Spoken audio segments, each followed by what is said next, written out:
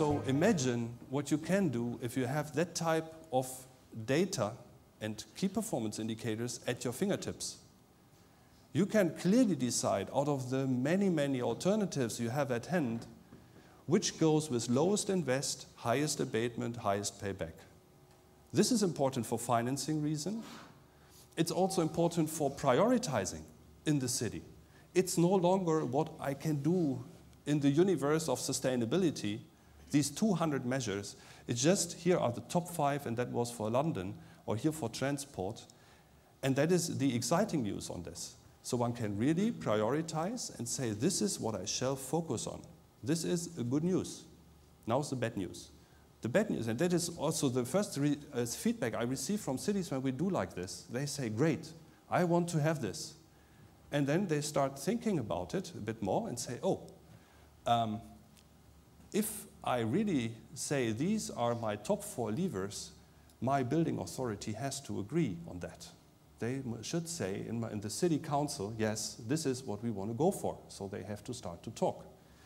The same in transport, the same in energy, and the same across all the silos or all the authorities in the city.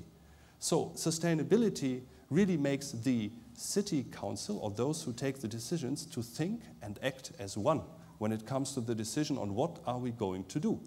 Really deciding, yes, these are the measures we want to follow, because if we do, we can just sum up the abatement potential, we can sum up the investment, and we can sum up the return on invest. And that's an amazing news for them, first, but second, it really makes then clear for them, we have jointly to agree that we want to follow this type of a program once we have that assessment available. So prioritization of the measures help the decision makers to achieve consent on what to do. And that is not only here, we did it for 200 levers and we figured out too much.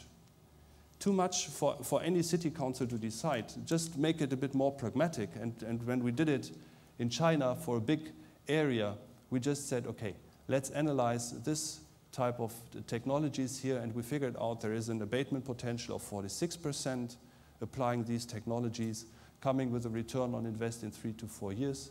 Or in a European city, we said there are top 9 technological levers which give reasonable improvement in energy consumption in street lighting, be it emissions in the harbor or using hybrid buses with a return on 2 to 8 years. Or taking here this final example in Italy, an airport, just showing going for these 3 measures help you to save 3 million euro per year. And this is tangible, and that is reasonable, and that is what it is about, not to go for the ultimate goal of achieving 30, 40, 50%. What is reasonable cost when I do 20%? And summarizing this, what's going on, this type of combination to figure out what are those top 12 or top 9 technology levers that I should combine. What we have in mind from a conceptual perspective is this. We would like to understand what the technology solutions are really helpful and suitable to achieve CO2 abatement, and we would love to go down the road. The more we go here, the better. That is what we would love to do, because we have to make a contribution from a city perspective towards climate change. And what I've shown to you are the specific city-specific return on invest analysis. And for a specific solution, what maybe 5, 10 technologies, I end up with a certain level of return on invest. And there are other combinations, and it looks more or less like this. So first it goes up to a top, and then goes down, down, down, until I have here something a level like that. And the big question is, first, what is this? From here to here, this comes from usually from performance contracting in buildings, in street lighting, and also for the entire life cycle of buildings. That is where I achieve the improvement, saying, okay, I take the energy savings of today to invest into my equipment to really make the efficiency gains happen. And once I paid for the equipment, I can use the surplus in my budget. And I could ask, okay, why not to go further into this direction? We just heard it is useful to go as far as possible.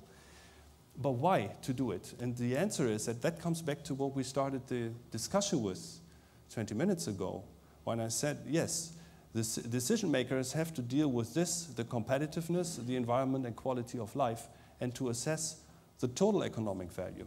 That is more. That's not just what we have seen as return on investment, payback. But what I'm talking about here is cost and benefit in environment, in politics, in economy, and also for the society, and also for the cost and benefits in all these areas need to be assessed if I do something to really understand what is the overall impact into that. That is left to the next step. While this is a good starting point, it will always be the, let's say, the backbone for decision taking at the end, because it is, I give money away and I want to make most efficient use of my budget, but I also have to take into consideration the holistic picture, talking about the environment, quality of life, and the competitiveness in that to become sustainable and to really understand what does it mean for the people who live in the cities if I go for a combined heat and power plant, or if I go for a metro line or whatever. So it needs technology innovation just to raise, saying if I improve with the new technology, I can either increase my return on invest, or I can increase here the level of abatement given a certain return on invest.